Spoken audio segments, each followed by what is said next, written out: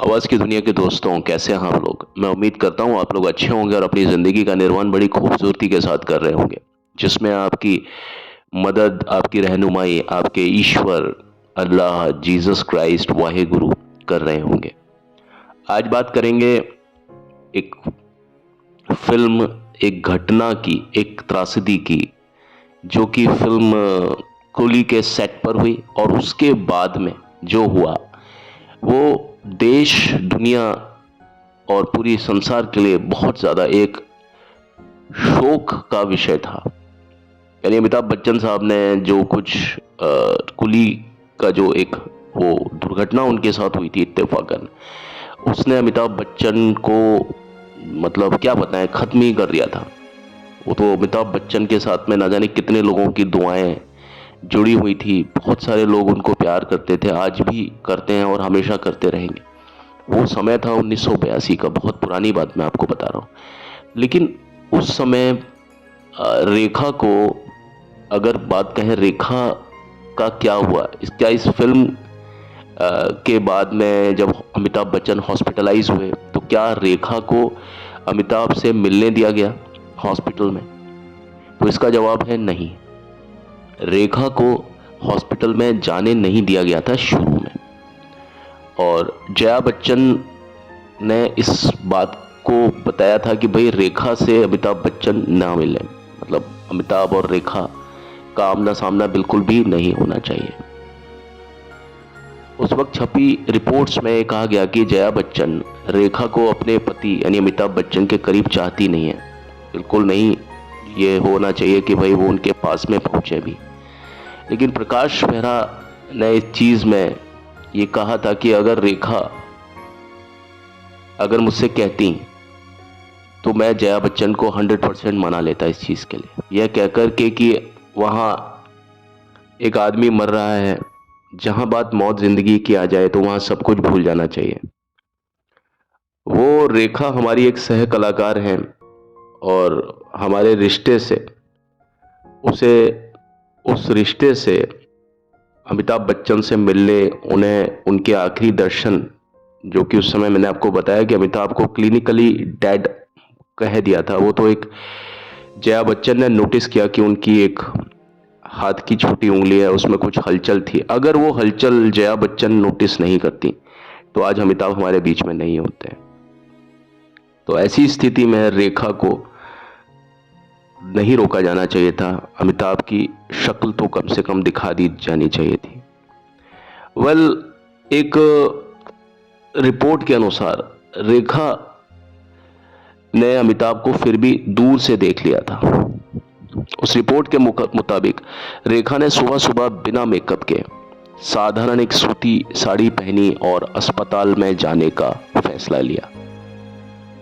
किसी तरह से वो उनसे मिलने में, मतलब वो अनुमति पाने में कामयाब रही।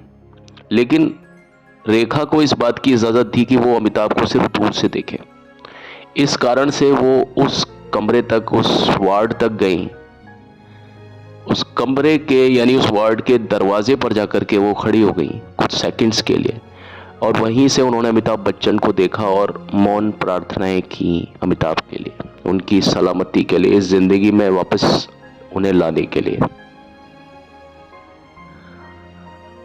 फिल्म फेयर के एक साक्षात्कार में रेखा ने उन दिनों को याद करते हुए कहा कि जिस घटना से मैं सबसे ज़्यादा विचलित हुई और जिस घटना से मैंने सबसे ज़्यादा सीख ली, वो और कोई नहीं, वो अमिताभ बच्चन के दुर्घटना के समय की बात है, जो उससे पहले मैंने 27 साल में नहीं सीखा था। वो उन दिनों सिर्फ 6 महीने में ही मुझे समझ में आ गया था।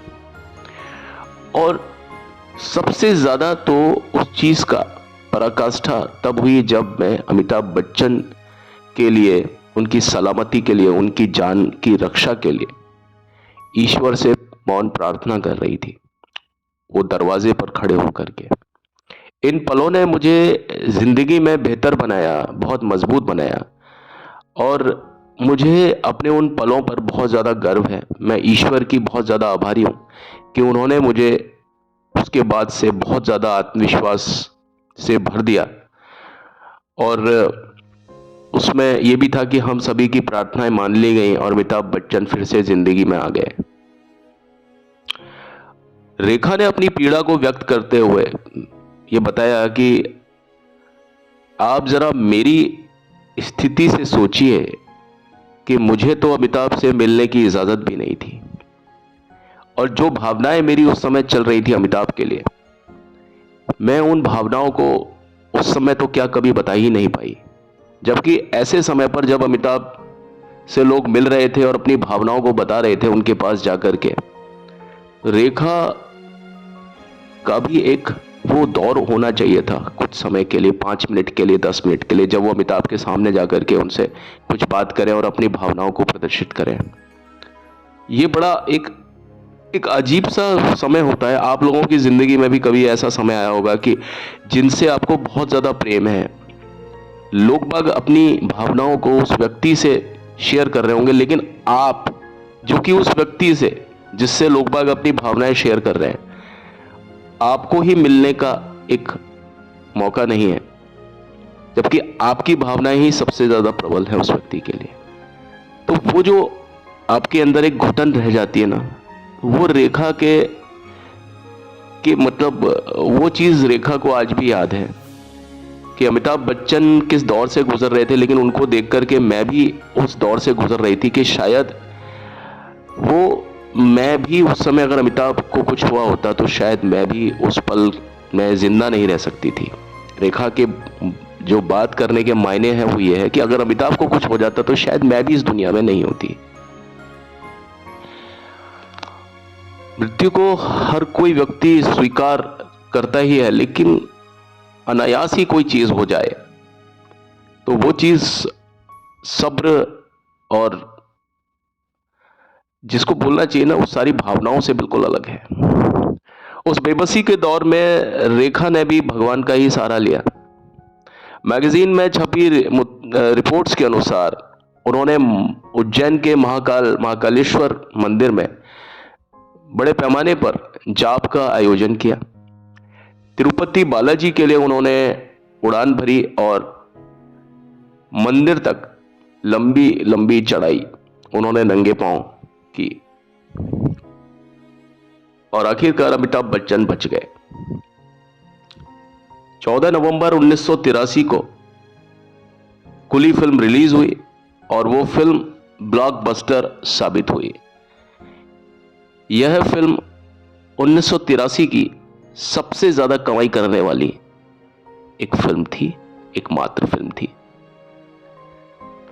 और इस फिल्म में सभी को बहुत ज्यादा फायदा हुआ, बहुत ज्यादा, सिर्फ पुनीत इस्सर को छोड़कर।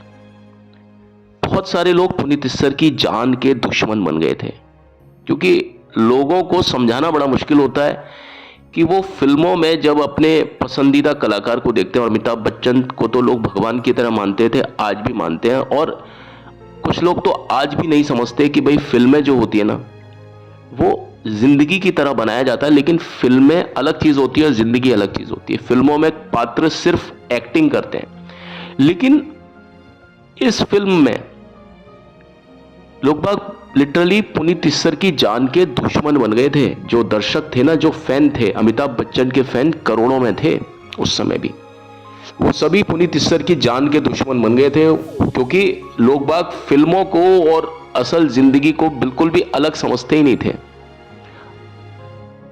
तो सभी को यह लगा कि पुनीत इस्सर ने अमिताभ बच्चन को मारा। बात ये नहीं थी कि जान करके मारा, चाहे कैसे भी मारा, लेकिन वो फिल्म थी ही नहीं लोगों की नजर में, वो तो जिंदगी थी।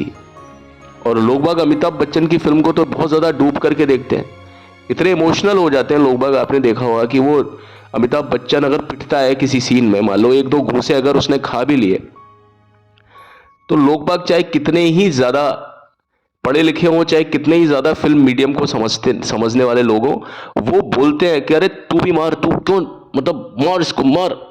अगर अमिताभ के 1-2 घूंसे लग गए तो अमिताभ से भी लोग बाग यही उम्मीद करते हैं। पिक्चर हॉल में देखिए, चाहे आप घर में बैठ के देखिए, कोई सीन आता है ना तो ये चीज होती है। खुद मेरे फादर का भी यही था, और मेरे फादर छोड़िए, आप लोग बाग जब उन सीन को देखते हैं ना, जिस तरह की एक्टिंग अमिताभ बच्चन करते थे, लोग घुस जाते थे उस चीज में। तो ये चीज पुनीत इस्सर के साथ होना लाजमी था। तो पुनीत इस्सर को किसी भी तरह का कोई भी फायदा नहीं हुआ और उन्हें एक तरीके से राष्ट्रीय खलनायक यानी नेशनल विलेन के रूप में चित्रित किया गया था। कई मैगजीन में इस बात का जिक्र भी था उस समय। उन पलों को याद करते हुए पुनीत इस्सर ने खुद कहा भी था कि मुझे इस एपिसोड के बाद किसी भी तरह का कोई फायदा नहीं हुआ। वास्तव में कुली जो थी ना, वो सबके लिए बहुत अच्छी फिल्म थी। अमिताभ का भी कमबैक हुआ, न सिर्फ फिल्म में बल्कि जिंदगी में। मूल स्क्रिप्ट के अनुसार अमिताभ बच्चन को इस फिल्म में मर जाना था। अंत में जब वो हाजी अली की दरगाह पर चलते हैं, उसके बाद में अमिताभ बच्चन की मौत हो जाती है इस फिल्म में। जो मूल स्क्रिप्ट थी, मूल जो इसकी जो कहानी थी उसके अनुसार। लेकिन जब अमिताभ बच्चन असल जिंदगी में ही बच गए, तो मनमोहन देसाई ने कहा कि जो व्यक्ति को ईश्वर ने, जिस व्यक्ति को प्राणदान देकर के वापस भेज दिया इस दुनिया में, उस व्यक्ति को मैं कौन होता हूं कि मैं उसको फिल्म में भी मार दूं। और अगर मैं इस अमिताभ बच्चन को अब मैं अगर फिल्म में मार दूंगा तो ये फिल्म को ऑडियंस, स्पेक्टेटर्स, दर्शक बिल्कुल भी पसंद करेंगे ही नहीं।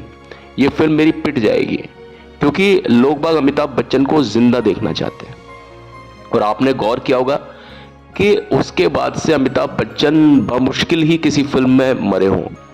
अमिताभ बच्चन हर फिल्म में जिए लगभग, लेकिन उससे पहले अमिताभ बच्चन के रोल को कहीं कोई मुकद्दर का सिकंदर है, चाहे वो शोले है, ज्यादातर फिल्मों में, कुछ फिल्में को छोड़ करके अमिताभ बच्चन को मर जाना होता था। तो ये जो था ना कि पुनीत इस्सर के लिए एक फिल्म एक तरीके से कलंक थी। और उसके बाद में आपको मालूम हुआ कि पुनीत इस्सर को बड़ी अजीब से दोराहों से गुजरना पड़ा और फिल्में भी उनको उस तरह से नहीं मिली। बाद में उनको BC ग्रेड की फिल्में, यानी जिनको हम हॉरर फिल्म्स बोलते हैं, हालांकि बहुत अच्छी मूवीज रही हैं वो अपने समय में। पुराना मंदिर के बाद, पुराना मंदिर से फिर उन्होंने एक तरीके से कमबैक किया अपना। कहाँ उनका करियर बहुत अच्छा जा रहा था और उसके बाद में वो कई सालों तक नदारद रहे। उसके बाद फिर वो महाभारत से दुर्योधन के रूप में, फिर कुछ लोग उन्हें महाभारत से ही जानते हैं कि साहब पुनीत इस्सर कौन, जो महाभारत में थे, BR चोपड़ा की महाभारत में जिन्होंने दुर्योधन का पात्र अभिनीत किया, वो दुर्योधन, वो पुनीत इस्सर। तो प्रेस ने लेकिन उस समय पुनीत इस्सर की जो छवि बनाई वो एक आदमकद राक्षस की बनाई। कई जगह पर उनके जो सिलाउट थे यानी छाया चित्र थे वो आदमकद राक्षस की तरह बनाए गए। और उसके बाद से पुनीत इस्सर ने कभी भी अमिताभ बच्चन के साथ काम नहीं किया या उन्हें बुलाया नहीं, अमिताभ से दूर ही रखा जाता था। पुनीत इस्सर की पीड़ा, उनका जो दर्द था ना, वो यही खत्म नहीं हुआ। आप समझ लीजिए, कुली की घटना के बाद में करीब 32-33 साल के बाद में भी रेखा ने अपनी एक फिल्म थी उनकी सुपर नानी, जो कि 2014 में आई थी, उसका प्रचार करने के लिए television reality show big boss में रेखा ने अपनी एक जगह बनाई थी। और वहां पर पुनीत इस्सर भी उस शो के बहुत सारे प्रतिभागियों में से एक थे, जहां पर रेखा का पुनीत इस्सर का आमना सामना होता है, पुनीत इस्सर से रेखा का आमना सामना होता है। आपने इस बात को महसूस किया होगा कि जहां रेखा ज्यादातर प्रतियोगियों के साथ, प्रतिभागियों के साथ उस जगह पर, उस बिग बॉस के रियलिटी शो में बात कर रही हैं, वहीं रेखा ने पुनीत इस्सर को पूरी तरह से नजरअंदाज किया। मैं ये कहता हूं कि अगर यह मोहब्बत नहीं है तो क्या है, कि रेखा जैसी कलाकार भी, आप समझिए, रेखा को फिल्म मीडियम बहुत अच्छे तरीके से मालूम है कि फिल्मों में क्या होता है, फाइट सीक्वेंस में क्या होता है। कोई भी इंसान जबरदस्ती में कोई किसी को घूसा नहीं मार सकता। घूसा या कोई भी किसी भी तरह का प्रहार कुछ इंच से बचाना होता है, लेकिन वो पर्दे पर ऐसा दिखता है कि वो किसी के लग गया। तो रेखा तो इस चीज को भली भांति जानती थी कि पुनीत इस्सर उस फिल्म में सिर्फ एक्टिंग कर रहे थे। लेकिन आप देखिए कि रेखा का अमिताभ बच्चन से कितना ज़्यादा जुड़ाव, कितनी ज़्यादा मोहब्बत थी कि रेखा ने भी पुनीत इस्सर के साथ में वही बर्ताव किया जो कि एक वो आदमी करता जो कि फिल्म मीडियम को बिल्कुल भी नहीं जानता। रेखा जैसी अभिनेत्री पुनीत इस्सर से बात नहीं करती हैं और उस शो में आपने देखा होगा कि पुनीत इस्सर को पूरी तरह से नजरअंदाज किया जाता है। और रेखा ने आपने देखा होगा कि उस शो में सभी से वो गले लग कर के अभिवादन का दौर चल रहा था, लेकिन जब पुनीत इस्सर ने अपनी बाहें फैलाई तो रेखा ने उनसे बस सिर्फ एक कोल्ड बिहेवियर किया, उनके साथ में एक सिर्फ हल्का सा हाथ सा मिलाया और आपने देखा कि रेखा पुनीत इस्सर को कभी माफ नहीं कर पाई। इस तरीके से हमें मालूम चलता है। और अमिताभ की जो चोट लगी शायद उसके लिए रेखा ने पुनीत इस्सर को ही जिम्मेदार ठहराया जैसे और लोगों ने ठहराया। बिग बॉस के सेट पर उसी की मैं बात करूंगा अभी। पुनीत इस्सर ने रेखा से कुछ कहा भी था। उनसे कहा कि रेखा जी, मुझे आपको देख करके बहुत सारे विचार आ रहे हैं। तो रेखा थोड़ा सा घबराई, वो उस समय थोड़ा सा कंफर्टेबल नहीं थी, आप देखिएगा। और उन्होंने ठंडे स्वर में उत्तर दिया कि उनके पास भी पुनीत इस्सर को देखने के बाद में मन में कई विचार तैर रहे थे, जो कि कुली फिल्म की शूटिंग और उसमें जो घटना हुई थी जहां अमिताभ बच्चन मरते मरते बचे थे, वो सभी विचार उसी ओर इशारा कर रहे थे। वो सारी चीजें जो थी ना, वो आप देखिए कि वो चाहे स्क्रिप्टेड हो चाहे कुछ भी हो, लेकिन नहीं साहब, वो स्क्रिप्टेड नहीं थी। आप समझिए, पुराना जो एक जख्म था, पुरानी कुछ एक रंजिश जैसी जो थी ना, वो बाहर निकल रही थी। रेखा जैसी पात्र, यानी कोई भी व्यक्ति इस बात को झेल नहीं पाता अगर अमिताभ बच्चन को कुछ हो जाता। और पुनीत इस्सर तो शायद मेरे ख्याल में किसी ना किसी अमिताभ बच्चन के कोई ना कोई प्रशंसक द्वारा मार ही दिए गए होते अब तक। तो अच्छी बात है कि पुनीत इस्सर को इन सब चीज़ों से दो चार नहीं होना पड़ा। कम से कम जिंदगी तो उन्हें मिल गई, भले ही फिल्में, अच्छी फिल्में उनके हाथ से छिन गई। तो ये एक इत्तेफाक था, ये किस्सा था जो कि मैं आज आपको बताया कि पुनीत इस्सर को इस फिल्म को करने के बाद में, कुली के बाद में पुनीत इस्सर